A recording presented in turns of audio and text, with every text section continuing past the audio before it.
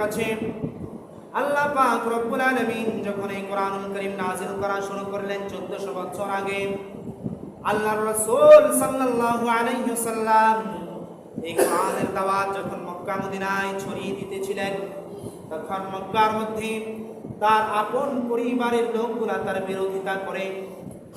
আবু জাহেল নবীজির আপন চাচা বিরোধিতা করে, রাসূলকে অপমান করে, অপদস্থ করে, মারধর করার পর্যন্ত তারা ষড়যন্ত্র চালিয়ে যায়। এরকম করে করে ইসলামের যখন শুরু লগ্ন, তখন ইসলামের মধ্যে বেশি মানুষ ইসলাম গ্রহণ করে নাই, অল্প সংখ্যক কিছু মুসলমান হয়েছে। আল্লাহর রাসূল সাল্লাল্লাহু আলাইহি ওয়াসাল্লামের সঙ্গে আবু জাহেল বড় জালেম। আবু জাহেল অর্থাৎ এই নামের অর্থ মূর্খদের বাবা।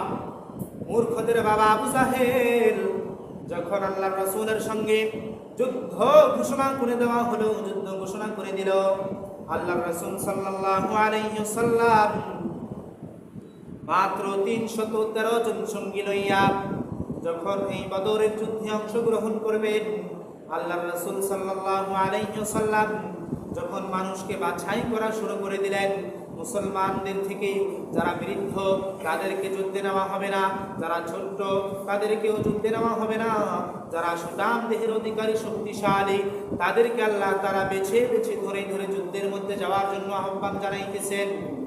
এইরকম সময়তেই মক্কা মদিনার মধ্যে যখন সিরিয়াল লেগে গেল যুদ্ধে যাওয়ার জন্য, মানুষের সিরিয়াল, আল্লাহর রাসূল সাল্লাল্লাহু আলাইহি ওয়াসাল্লাম নিজ হাতে বাছাই করে করে যাদেরকে যুদ্ধের মধ্যে নেওয়ার জন্য প্রস্তুত করতেছেন। এইরকম সময় মদিনার ছোট্ট দুইটা বালক মাঠের মধ্যে খেলাধুলা করে হঠাৎ করে তাদের কানের মধ্যে আওয়াজ চলে আসে, আল্লাহর হাবিব যুদ্ধে যাওয়ার জন্য মানুষ বাছাই করতেছেন। ওই ছোট্ট বালক দুইটা মাঠের খেলা ফালাইয়া মার কাছে দৌড়াইয়া যায়, মাকে যে অনুমতি চায়, মা গো,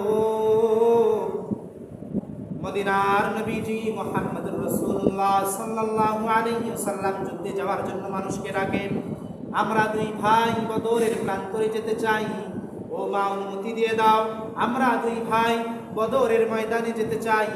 তাদের মা ডেকে বলে, বাবারে, এই যুদ্ধের ময়দান তো কোনো সাধারণ ময়দান নয়, যেই ময়দানে গেলে কল্লা দিতে হয় আর নয়তো কল্লা আনতে হয়। এই ময়দান সাধারণ কোনো ময়দান নয়, এই ময়দানে গেলে কল্লা দিতে হয় নয়তো কল্লা আনতে হয়। এই ছোট্ট দুইটা বালক বলে, মা, কল্লা দিতে পারি আর কল্লা আনতে পারি, বা না পারি কল্লা দিতে পারি আর না পারি। ওই যুদ্ধের মধ্যে যাইয়া আমার প্যারা নবীজি সাল্লাল্লাহু আলাইহি ওয়াসাল্লামের আত্মরক্ষা আমরা করব। যদি কোনো কাফের মুশরিক আমার নবীর গায়ে তীর ছুঁড়ে মারে, বুকটা পেতে দিয়ে নবীকে রক্ষা করব। যদি তলোয়ারি চালায়া দেয়, নবীর গায়ে তলোয়ারি চালাইতে দেব না, নিজের কল্লা উড়াইয়া দেব, তারপরেও নবীর গায়ে বিন্দু পরিমাণ আঘাত আসতে দেব না। মা, তুমি অনুমতি দাও, যুদ্ধের ময়দানে আমরা দুনো ভাই শরীক হব। মা অনুমতি দিয়ে দিল। মা তার স্বামী নাই, মাত্র দুইটা সন্তান। এই দুইটা সন্তানকে আল্লাহর রাস্তায় কুরবান করে দেওয়ার জন্য রাজি হয়ে গেল। এই মা একা পড়ে যাবে, দুটা সন্তানকে জিহাদের জন্য পাঠিয়ে দিল। কেমন মা হতে পারে? তো এই ছোট্ট দুই বালক লাইনে যায় দাঁড়ায় গেছে।